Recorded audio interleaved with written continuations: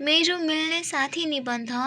संसारमा धेरै किसिमका सम्बन्धहरू हुन्छन्, तर मित्रता एउटा यस्तो पवित्र र निस्वार्थ सम्बन्ध हो जसले जीवनलाई सुन्दर र अर्थपूर्ण बनाउँछ। मेरो जीवनमा पनि धेरै साथीहरू छन्, तर तीमध्ये रोहन मेरो सबैभन्दा मिल्ने र प्रिय साथी हो। हामी सानैदेखि एउटै विद्यालयमा पढ्दै आएका छौँ र हाम्रो स्वभाव पनि धेरै हदसम्म मिल्दोजुल्दो छ। एउटा असल साथी त्यो हो जसले सुखीमा मात्र होइन, दुःखको समयमा पनि साथ दिन्छ। मेरो साथीमा यो गुण प्रष्ट देखिन्छ। मेरो साथीको स्वभाव अत्यन्तै सरल, मिजासिलो र सहयोगी छ। ऊ सधैँ अरूको भलो चाहन्छ र कसैलाई समस्या परेको देख्दा सहयोग गर्न पछि हट्दैन।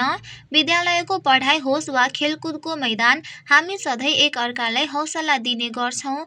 मलाई कुनै विषय नबुझेर गाह्रो लाग्दा उसले मलाई निकै धैर्यताका साथ सिकाउँछ। हाम्रो मित्रता केवल रमाइलो गर्नका लागि मात्र सीमित छैन। हामी एकअर्काका गल्तीहरूलाई सुधार्न र सही बाटोमा हिँड्न पनि मद्दत गर्छौँ।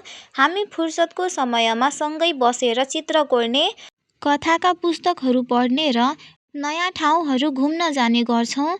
हामी बीच कहिलेकाहीँ सामान्य मनमुटाव त हुन्छ, तर हामी तुरुन्तै एकअर्कासँग माफी मागेर मिलिहाल्छौँ। विश्वास र इमान्दारिता नै हाम्रो मित्रताको मुख्य आधार हो। म उसलाई आफ्ना मनका सबै कुराहरू निर्धक्कसँग भन्न सक्छु, किनकि मलाई थाहा छ उसले मेरो भावनाको कदर गर्छ। एक असल साथी पाउनु भाग्यको कुरा हो। रोहन मेरो जीवनको एउटा अभिन्न हिस्सा बनेको छ। उसकै साथले गर्दा मलाई कठिन परिस्थितिमा पनि अघि बढ्ने हिम्मत मिल्छ। म चाहन्छु कि हाम्रो यो मित्रता जीवनभर यसरी नै प्रगाढ रहोस्।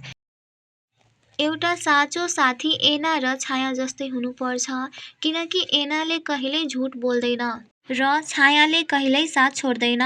मेरो साथी मेरो लागि त्यस्तै अमूल्य उपहार हो। धन्यवाद।